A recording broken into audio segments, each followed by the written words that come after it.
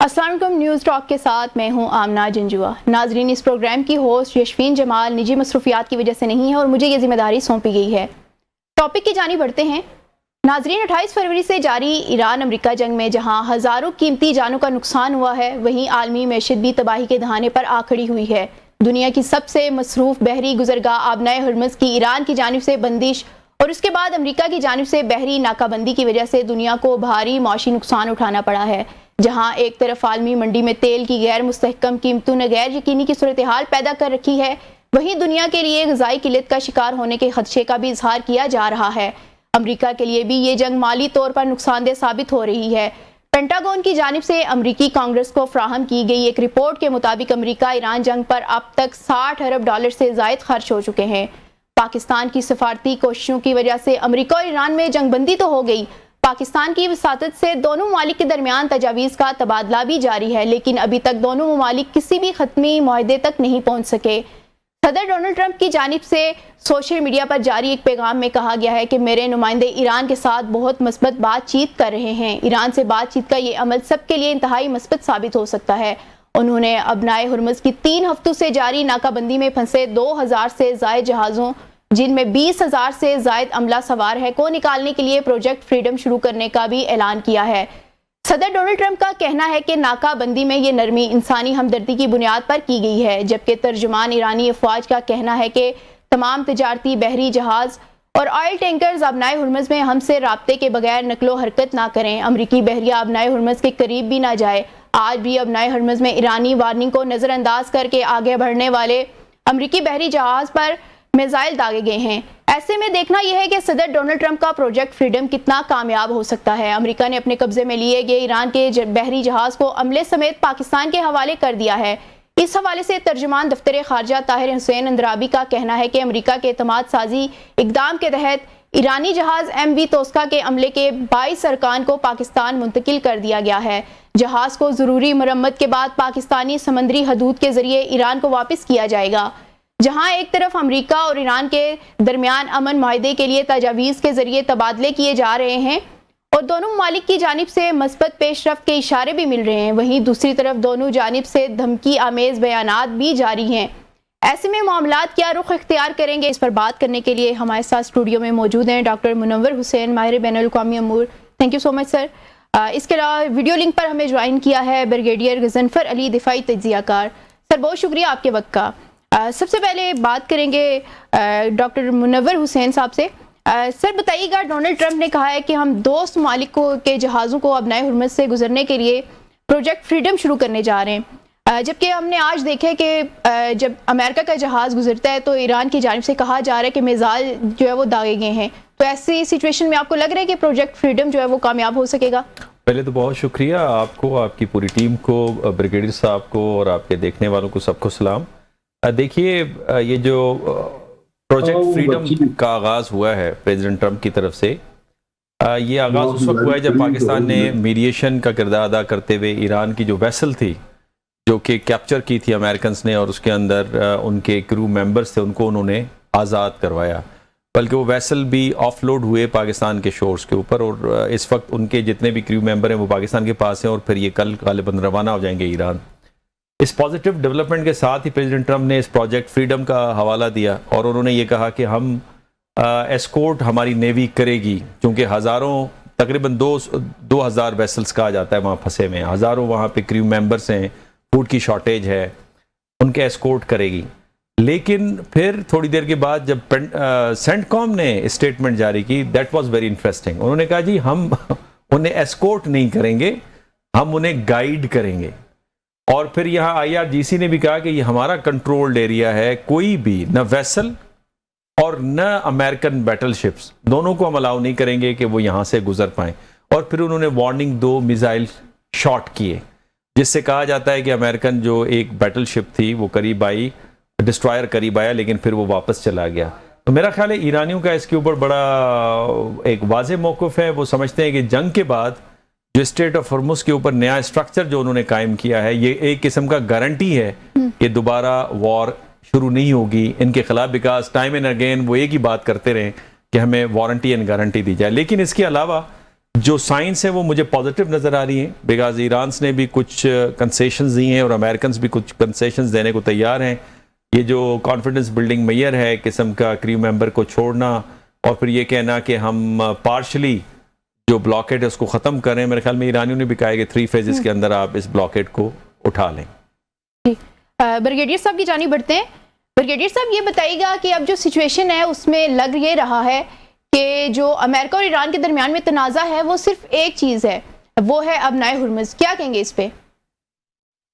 تنازع تو میرے خیال میں باقی چیزوں پہ بھی ہے، لیکن چونکہ ابنائے ہرمز اس وقت سینٹر آف گریوٹی بن چکی ہے اور دنیا کی اٹینشن بھی جو ہے اس وقت اسٹیٹ آف ہارمز پہ ہے.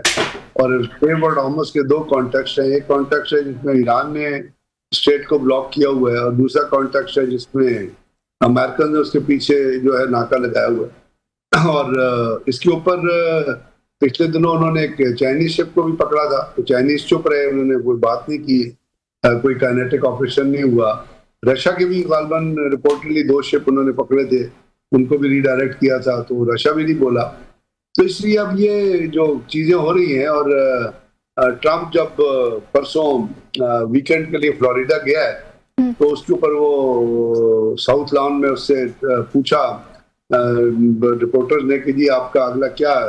وہ اس نے بتایا کہ جی سینٹ کام نے مجھے بریفنگ دی ہے اور وہ تھرسڈے کو دی تھی، اور اس میں کوئی مجھے ایڈیشنل آپشنز دی ہیں. تو میرے پاس 2 آپشنز ہیں، یا تو میں امریکہ کو پورا ایران کو بلاسٹ کر دوں، I just blast them out of the earth، یا دوسرا یہ کہ میں ان کے ساتھ معاہدہ کر لوں. پہلا میں کرنا نہیں چاہتا ہیومینٹی پہ، تو اس کا مطلب ہے کہ مجھے ان کے ساتھ کوئی نہ کوئی میں ڈیل کر لوں. اب وہ ڈیل کی باتوں کے حساب سے یا کچھ چیزیں جو پرپوزل ایران نے بھیجی ہیں وہ ان پرپوزل کے حساب سے، اور دوسری ایک چیز جو ہے وہ اب جو ایک اور جو چیز وہ لڑ رہا ہے کانگریس سے، وہ یہ ہے کہ جی 60 دن کی جو جنگ ہے اس کی مجھے اپروول لینے کی ضرورت نہیں، بیکاز میں نے تو 7 اپریل کو جو ہے وہ سیز فائر کر دیا تھا. کانگریس میں بہت سارے لوگ اس کو صحیح نہیں مانتے. تو وہ جو یہ پھنس پھنسا ہوا ہے ٹرمپ کا، اور جس طرح اس کے اوپر پریشر ہے اس میں، اور آئی آر جی سی نے تو بڑا کلیئرٹی سے کہہ دیا. اور آئی آر جی سی نے ابھی لیٹسٹ ایک ٹویٹ آ رہا تھا جس کو غالباً چیک کرنے کی ضرورت ہے، لیکن وہ ٹویٹ آیا تھا جس میں انہوں نے آئی آر جی سے کہا کہ امریکہ کو 30 دن میں آپ اپنا ناکو بلاکر اٹھائیں، نہیں تو ہم آپ کے اوپر وی ول ٹیک ایکشن اگینسٹ یو. اب یہ پہلی دفعہ ہے کہ اگر ایسا ہوا کہ کسی نیشن نے ایران کو بھی، امریکہ کو بھی ڈیڈ لائن دی ہو یا اس طرح کا تھریٹ کیا ہو. سو یہ چیزیں ہیں جس کی وجہ سے مجھے لگ رہا ہے کہ کوئی ٹرمپ کی طرف سے بھی ایسے کوئی، یا سینٹ کام کی طرف سے ایسے کوئی سگنلز آ رہے ہیں کہ جس میں پارشلی ان اسٹیجز امریکہ بھی اس بلاکٹ کو اٹھا لے اور ایران بھی اس بلاکٹ اٹھا لے. ایران نے تو پہلے بھی انٹینشن دی ہے کہ جب ہم بلاکٹ اٹھا لیتے ہیں آپ بھی اٹھا لیں، اور جہاں تک جوہری مادے کی بات ہے یا جہاں تک انرجی یورینیم کی بات ہے وہ اس کا کیا کرنا ہے وہ ہم سیکنڈ فیز میں آپ سے طے کر سکتے ہیں. تو اس وقت جو دنیا میں جو سچویشن بنی ہوئی ہے اور جو پریشر ٹرمپ کے اوپر یورپین یونین سے بھی جو آ رہا ہے اس کے حساب سے تو میں سمجھتا ہوں کہ کوئی better sense should prevail in with in America. لیکن اس میں ایک بہت یاد رکھیے گا، ایک بڑی ڈیولپمنٹ، بڑی سیریس ڈیولپمنٹ اور ہوئی ہے. وہ یہ ہے کہ ایران سے مذاکرات کرنے کے لیے جو 2 رکنی کمیٹی تھی جس میں اسٹیو ویٹکاف تھا اور جارج جارڈ کشنر تھا، اس کے اندر ٹرمپ نے ایک اور شخص کو عائد کر دیا، اس کا نام ہے نک اسٹیورٹ. اور نک اسٹیورٹ جو ہے وہ ہارڈ لائن زیونسٹ ہے، وہ ایپیک کا جو تھنک ٹینک ہے وہ اس کو چلاتا ہے، اور اس کا سوائے اس کے کہ مار دو، قتل کر دو، ایران کو صفحہ ہستی سے مٹا دو، اس کے علاوہ اس کا اور کوئی نیریٹو نہیں ہوتا ہے. تو اب یہ جو نک اسٹیورٹ کی ایڈیشن ہے اس میں تو کوئی، مجھے نہیں لگتا کہ جب مذاکرات ہوں گے تو کوئی پیس کی بات ہوگی. اس میں تو اگر یہ ٹیم مذاکرات کرتی ایران سے تو وہاں تو یہی ہوگا مار دو، جنگ شروع کر دو، جینوسائڈ کر دو، صفحہ ہستی سے مٹا دو. نک اسٹیورٹ کا تو یہی بیک گراؤنڈ ہے. تو اب دیکھیے یہ آج منڈے ہے اور ٹرمپ بھی میرا خیال واپس آیا ہوگا ویکینڈ سے، تو دیکھیے اس اگلے کچھ دیر میں کیا ڈیولپمنٹ آتی ہے، امریکہ کی طرف سے کیا اسٹیٹمنٹ آتی ہے. سابق سفیر غلام رسول بلوچ جو ہیں انہوں نے ہمیں جوائن کیا ہے. تھینک یو سو مچ سر آپ کے وقت کا. سر سوال یہ ہے کہ چائنا جا رہے ہیں ڈونلڈ ٹرمپ، اور کیا آپ کو لگ رہا ہے کہ چائنا جانے سے پہلے کوئی بڑا بریک تھرو جو ہے وہ نظر آئے گا؟ اس کے علاوہ یہ بھی بتائیے گا کہ جے ڈی وینس جو ہے وہ سائیڈ لائن نظر آ رہے ہیں، ان کو کیوں سائیڈ لائن کیا گیا ہے؟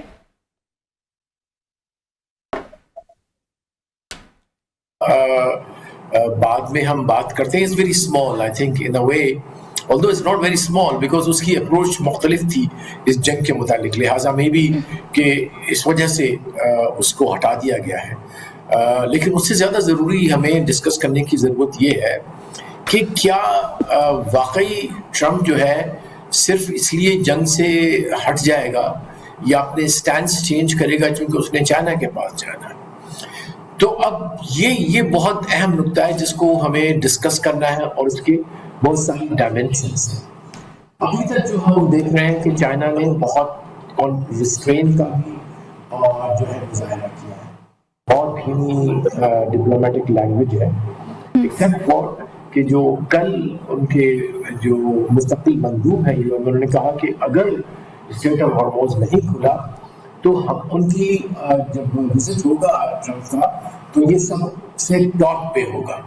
یہ نہیں کہا کہ کینسل ہو جائے گا یا کچھ ہوگا, although it may be, I mean, if I was to read it too much, it is kind of a message اس کو امریکہ کو کہ معاف کیجیے, اگر اسٹریٹ آف ہارموز نہ کھلا تو باقی جو ایجنڈا آئٹم ہمارے ہیں جو کہ بہت سارے ہیں, جس میں ریئر ارتھس ہیں, سینکشنز ہیں, نیوکلیئر جو ان کی جو اسٹریٹجک میزائل سسٹم ہے, نیوکلیئر ہے, بہت ساری چیزیں ہیں جن کو انہوں نے ڈسکس کرنا ہے, تو وہ پھر انڈرمائن ہو جائے گا.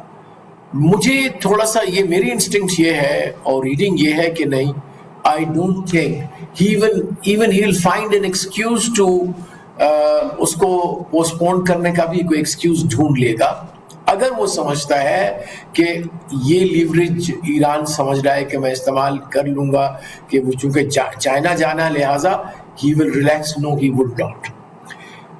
Although I always kind of belong to optimistic school of thought, لیکن ابھی جو کچھ میں دیکھ رہا ہوں کہ اسرائیل کیا کر رہا ہے ساؤتھ لیبنان میں, اور اب پورے کیمپین کے پیچھے جو آبجیکٹ, یہ جنگ ہے ہی اسرائیل کے لیے, تو یہ کہ اس جنگ کو جتنا بھی ہو سکے گا ایز اے ڈیفلیکشن استعمال کریں گے تاکہ اسرائیل اپنی کاروائی وہاں تک جو ایکسپینشن ہے ساؤتھ لیبنان کی, جو ایکسپینڈ کرنا چاہتے ہیں اپنے بارڈر, وہاں تک پہنچے گا. اور ابھی آپ نے دیکھا ہوگا کہ انہوں نے کوئی نئے نقشے بھی جو ہے وہ کیے کہ جی یہ ایک یلو پٹی ہوگی.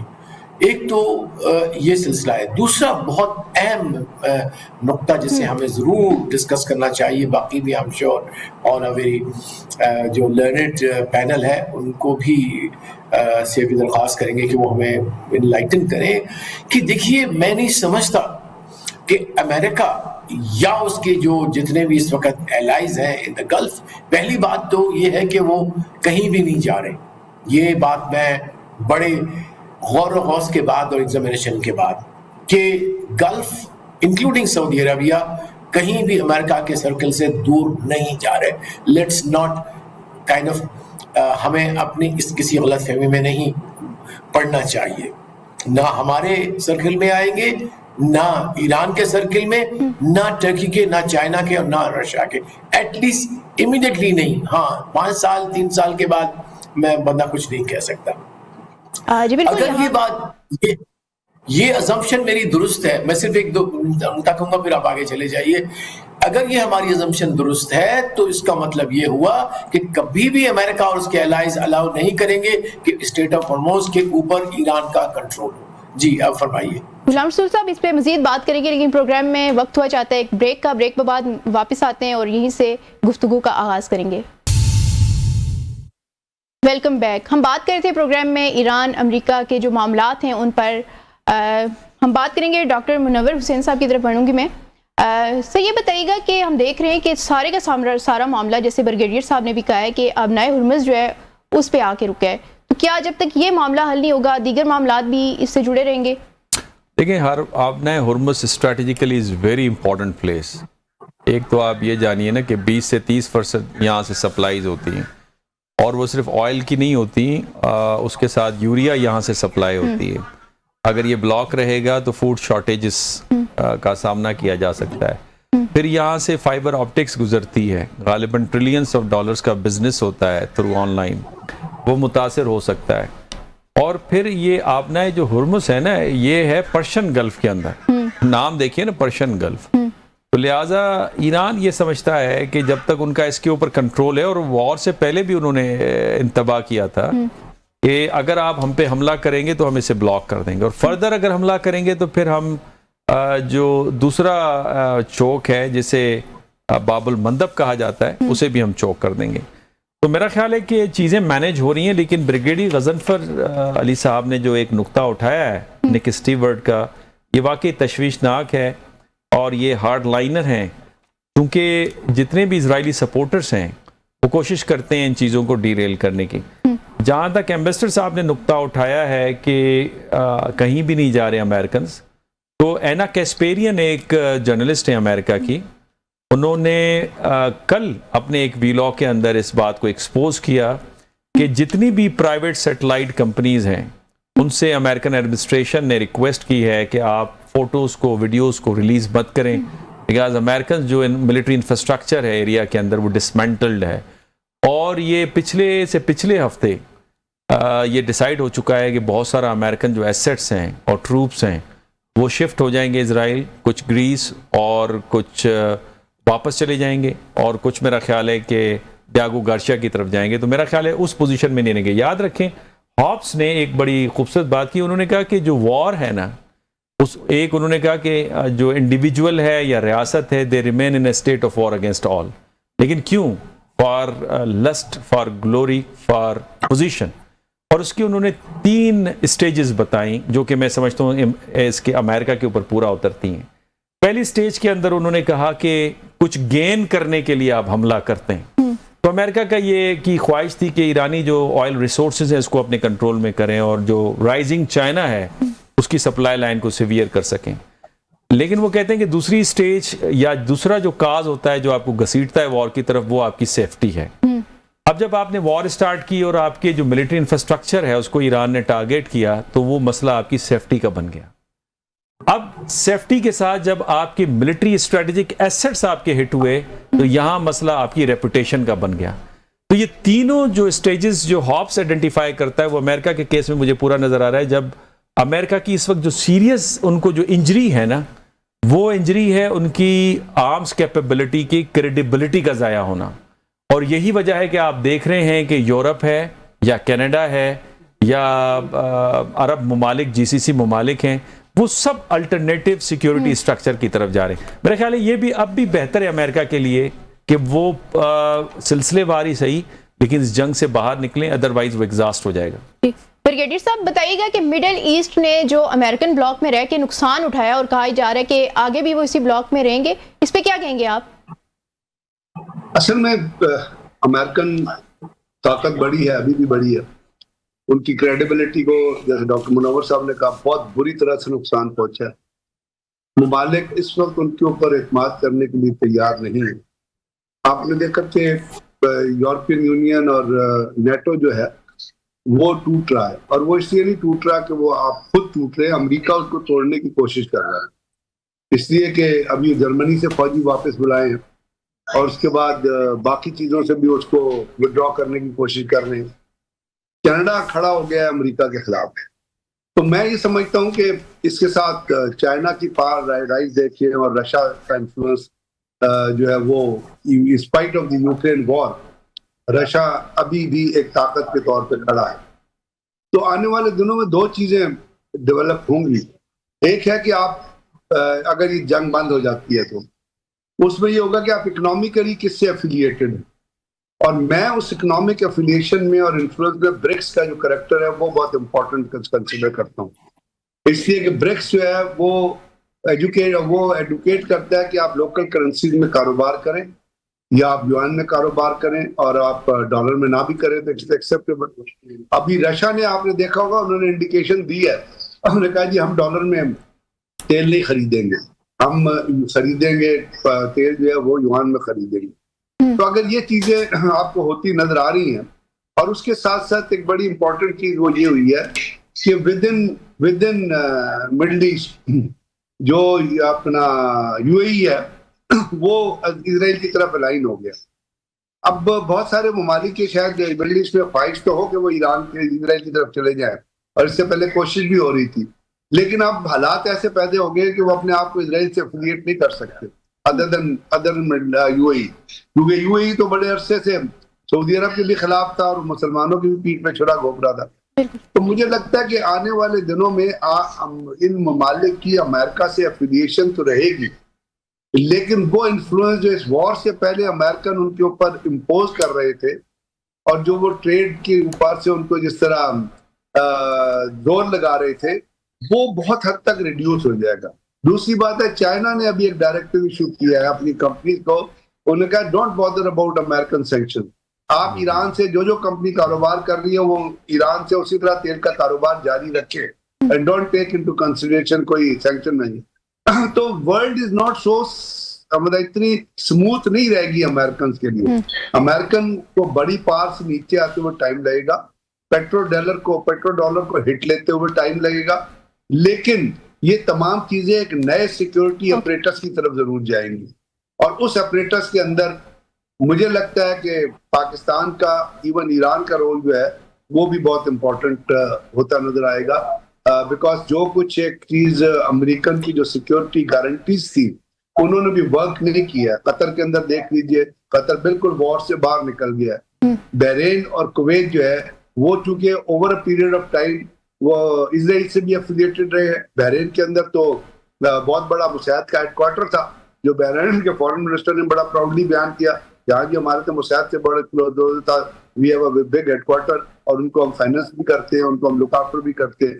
تو وہ تو وہاں سے ڈیٹیچ ہوتے ہوئے ٹائم لگے گا, لیکن بحرین سے اب مساعد کو اور باقی جو چیزیں ان کو اپنا بوریا بستر لپیٹنا پڑے گا اس ایکسٹینٹ پہ جس پہ پہلے تھا بحرین میں. اور آپ نے دیکھا کویت میں یا جو 5th فلیٹ کا ہیڈ کوارٹر تھا اس کے بیس پہ آپ نے تھننگ آؤٹ دیکھ لی ہے. تو جب تھننگ آؤٹ ہوگی تو آپ کا انفلوئنس بھی کم ہوگا. الحدید ایئر بیس پہ بھی تھننگ آؤٹ ہوگی, کیونکہ امریکہ یہ سمجھتا ہے اس وقت دنیا میں یہ ملٹری تھنکر جو ہیں اس تھیوری کو بڑا سپورٹ کر رہے ہیں, اور یہ ہوتی بھی نظر آ رہی ہے کہ جو بڑے بڑے ایسٹس ہیں نا, جیسے بڑے بڑے جہاز ہیں, ایئر کرافٹ کیریئرز ہیں, اور یہ آپ کے لیے برڈن بنیں گے آنے والی وار میں. اسی طرح جو بڑے بڑے بیسز ہیں وہ بھی ولنریبل بنیں گے آپ کے لیے آنے والی وار میں, کیونکہ وار کا کانٹیکسٹ چینج ہو گیا. It is no more a troop fighting a troop, it is a war which is being fighted with the button, it is a war which is being fought in the multi domain operation, جس میں آپ اپنی intelligence, cyber technology, drone, air power, missile سب کو ایک جگہ پہ اکٹھا کر لیتے ہیں. تو اس میں جو ترقی جو ایڈوانسمنٹ نظر آ رہی ہے, اور پھر ایران نے اس وار کا ایک اسٹریٹجی چینج کر دی ہے. جی بالکل, ایران نے اسٹریٹجی چینج کر دی. سر یہاں وقت ہوا چاہتا ہے پروگرام میں ایک شارٹ بریک کا, بریک کے بعد آتے ہیں اور پھر اس سے بات کریں گے. Welcome back. غلام رسول صاحب کی طرف چلتے ہیں. سر یہ بتائیے گا کہ اس سچویشن میں مڈل ایسٹ میں پاکستان کہاں سٹینڈ کرتا ہے, پاکستان کا فیوچر کہاں ہے, کیا نظر آ رہا ہے؟ I think it's a very important آپ کا جو نقطہ ہے, اور ہمارے لیے بہت ریلیونٹ ہے کہ ہمیں اب کیا ڈائریکشن لینی ہے. آئی تھنک پاکستان نے اپنے آپ کو بہت ہی اسٹریٹجک طریقے سے پلیس کیا ہے. اتنی ماشاءاللہ بیلنس ہماری فارن پالیسی اور اتنی پریسٹیج جو آپ نے ایکوائر کی ہے اس جنگ کے دوران, اور جس آپ نے بیلنس کیا ہے, جس طرح آپ نے ایک رول ادا کیا ہے, جس طرح آپ نے channel of communication different rivals کے درمیان رکھی ہے, جس طرح آپ نے اپنے آپ کو ایک آنیسٹ اور ایسا جس کی انٹیگریٹی اور جس کی پروفیشنلزم پہ تمام پارٹیز کا جو ہے وہ کنسنسس ہے کہ اگر کوئی کوالیفائی کرتا ہے میڈیشن کے لیے تو وہ پاکستان ہے. تو یہ بذات خود ایک بہت تاریخی میں سمجھتا ہوں کہ ہماری کامیابی ہے, اور یہ مجھے یقین ہو چلا ہے کہ اب پاکستان کی حیثیت مڈل ایسٹ میں جو گزشتہ حیثیتیں تھیں ان سے مختلف ہوگا. اب ہم ایک higher pedestal, higher in the not in the sense of کہ اب بڑائی کے حساب سے, لیکن وہ ایک پیڈسٹل جہاں پہ آپ کی بات کو وزن ہے, اس پیڈسٹل سے انشاءاللہ بات کریں گے. لیکن اب ضرورت اس چیز کی ہے کہ ہمارے پاس پلان اپنے ہونے چاہیے, اپنے گھر میں ہمارے پاس ایسی تیاری ہونی چاہیے کہ انویسٹمنٹ جو کہیں اور سے مختلف جگہوں پہ جاتی تھی وہ ہمارے پاس آئے. لیکن ایک چیز میں بتاتا ضرور چلوں اگین کوشن دے رہا ہوں اس لیے کہ جہاں اپرچونیٹیز ہوتی ہے وہاں ڈیفیکلٹیز بھی ہوتی ہے, جہاں ڈیفیکلٹیز ہوتی ہیں وہ اپرچونیٹیز ہوتی ہیں, ایک کمبینیشن ہوتا ہے. تو جب ہم یہ کامیابیاں بٹور رہے ہیں ساتھ ساتھ ہمیں خطرات سے دور رہنا نہیں چاہیے. یہ بات ہمیں ذہن نشین کرنی چاہیے کہ انڈیا کبھی بھی آپ کے بڑھتے ہوئے اثر رسوخ کو قبول نہیں کرے گا. کبھی بھی اسرائیل جو ہے وہ آپ پہ ہمیشہ نظر رکھے گا as a nuclear potential threat to its own, although we have never been a threat. لیکن یہ ایک چیزیں جو ان کے ذہن میں ہوگی. اور پھر ہمارے لیے سب سے بڑا مسئلہ جو ہوگا balancing our relations between the US and China. اور پھر جیسے ہوپ فلی کہ ایسا کوئی گلوبل آرڈر یا ریجنل آرڈر جو بنے گا جس میں ملٹی پولر ورلڈ ہوگی, جس میں مڈل پاور کا ایک ہوپ فلی مضبوط آواز ہوگی, تو اپنے آپ کو اس لحاظ سے اپنے فیوچر رول کے لیے بہت اچھا پوزیشن کر لیا ہے. آئی ایم پریٹی شیور کہ انشاءاللہ آگے چل کے ہمارے جیو اسٹریٹجک انٹرسٹ اور ہمارے جیو اکنامک انٹرسٹ اس پوزیشن سے الائن ہوں گے, اور فیوچر میں انشاءاللہ Pakistan will be an important country, a respected country, a country which is in peace with itself, which is a guarantee of peace in the region and in the world. یہ سب سے بڑا مقام ہوتا ہے جو کسی کنٹری کو ملتا ہے. جی ڈاکٹر صاحب بتائیے گا کہ پاکستان میڈیشن سے متعلق جتنے معاملات ہیں وہ چائنا سے ضرور ڈسکس کرتا ہے, کیا کہیں گے وزیر اعظم کا جو چائنا کا وزٹ ہے وہ بھی متوقع ہے؟